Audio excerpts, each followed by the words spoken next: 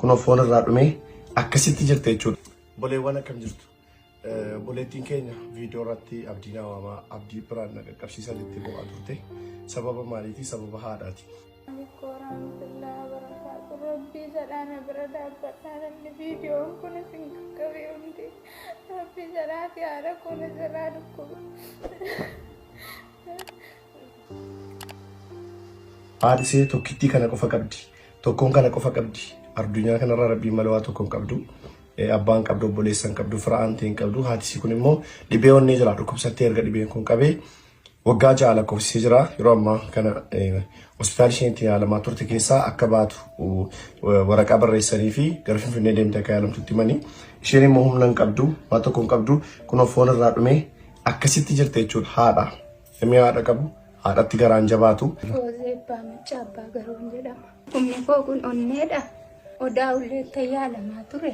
Nu biratti hin danda'amu. Addis Ababaa dhaqxee yaalamuu qabda.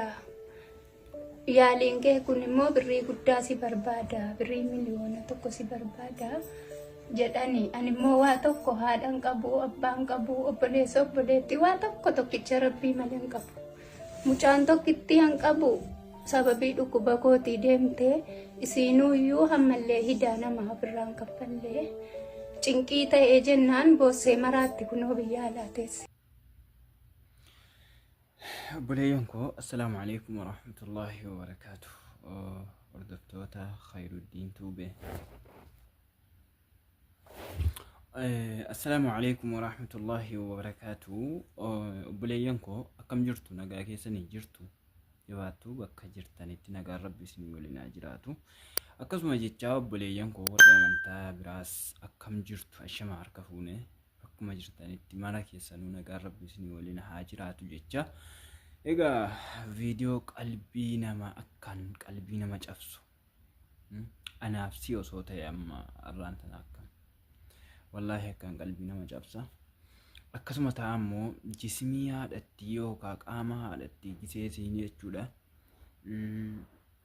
Obboleettiin keenya kuni kaleessa dura viidiyoo waraabdee na dhaqqabaa jette viidiyoo kana waraabbatte namni kaan abdiittis viidiyoo ergee kaanis immoo akkasitti karaa meeqaan jajjabeessee muciyoollee akkasiin yaani obsa godhattu godhe akkasitti jechuudha. Alhamdulillah Rabbiin galanni haa ga'u. Abdiin illeen haa galatomu. Rabbi umurii isaa keessa barakaa isaa haa kaa'u. Rabbiin bakka inni yaadeen isaa haa ga'u. Viidiyoo kana gadi ba'ee akkasitti irratti waraabe yoo Rabbi jedhe furmaata taa'aafii jira jechuudha. Akkasuma jecha obboleeyyanko warri haadha qabdan jechuun namni kamuu haadha numa qaba. Warri haati keessan biyya addunyaa jirtu dhukkuba isii Rabbi isin hin dhageessisin fayyummaa isii malee khayrii isii malee hamtuu isii Rabbiin anaaf isin illee hin dhageessisin. Haadha jechuun dachii kana yoo irra teesses si baata, yoo irra fiiddes si baata.